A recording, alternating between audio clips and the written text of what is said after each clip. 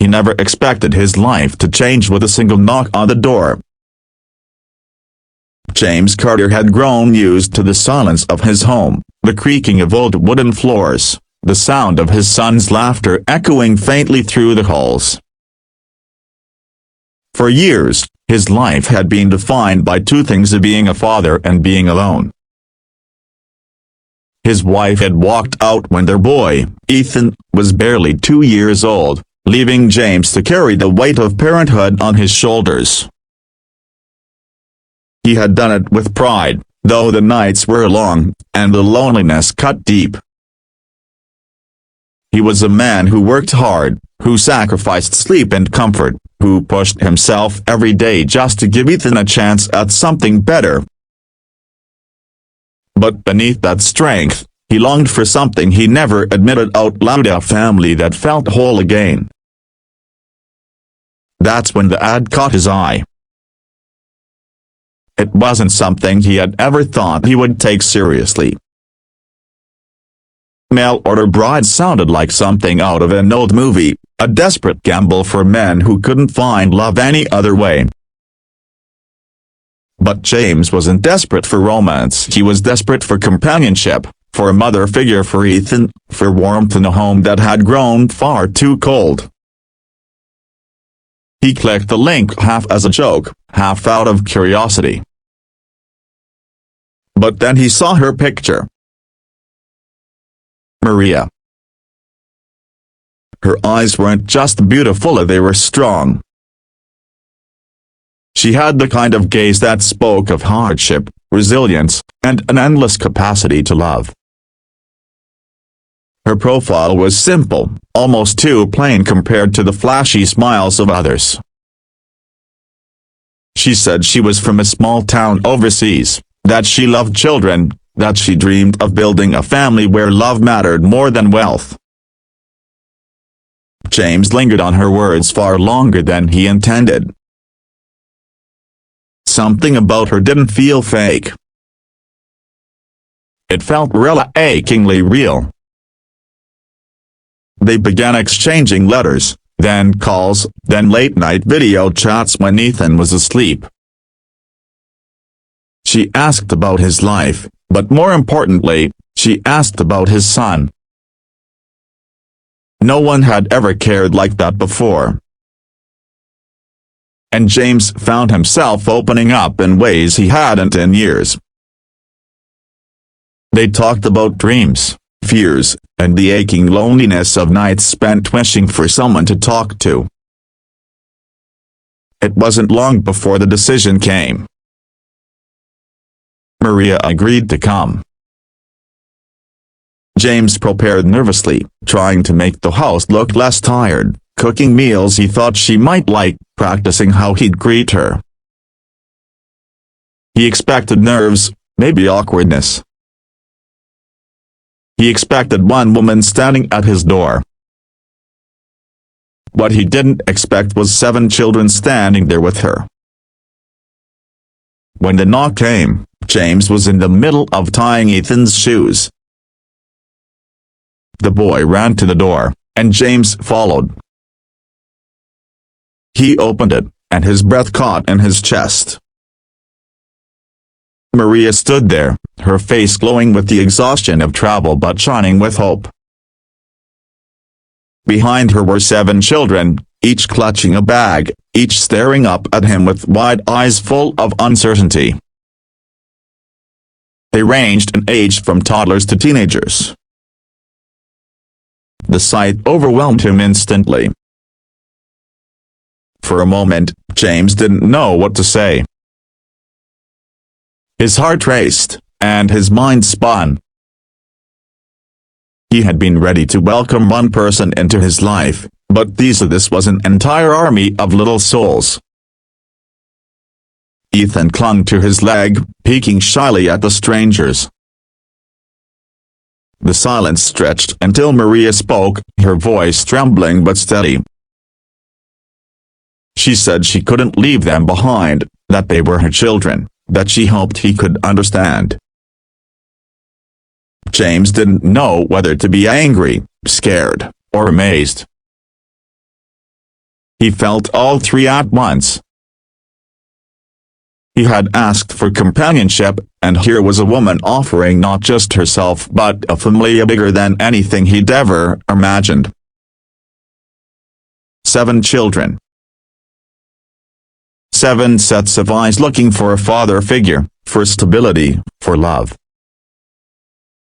And suddenly, the weight of what it meant crashed down on him. Could he handle this? Could he be enough for them? The first hours were chaos. The kids explored the house with a mix of awe and caution.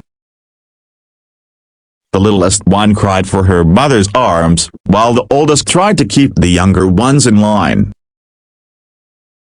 James watched them, overwhelmed, as Maria tried to settle them in. His quiet home was suddenly bursting with noisy laughter, tears, footsteps running up and down the hallway.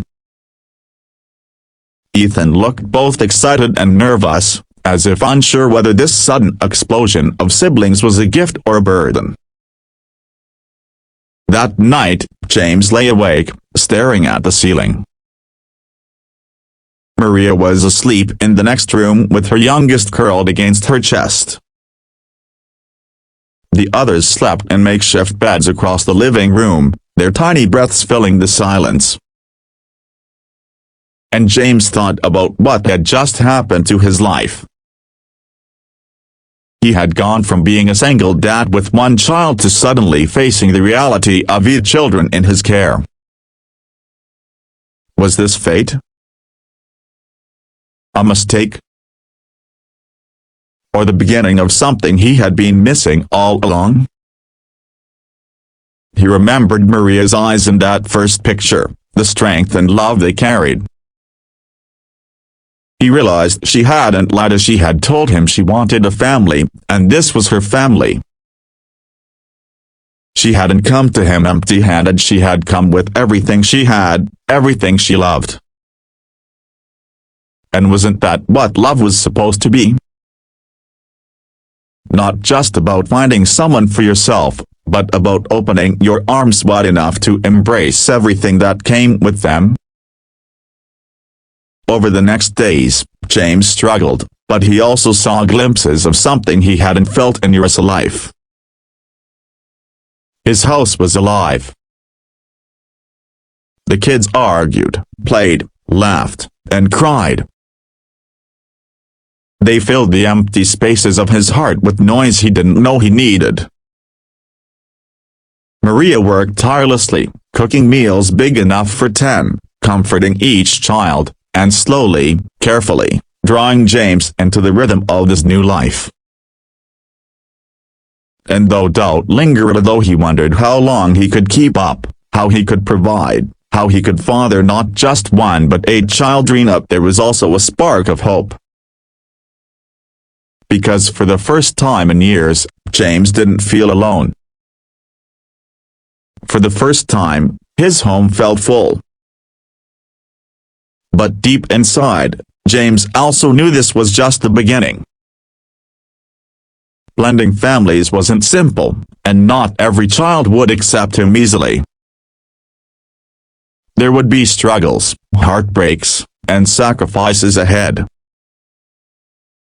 Yet something inside whispered to him that maybe, just maybe, this was the family he had been waiting for all along.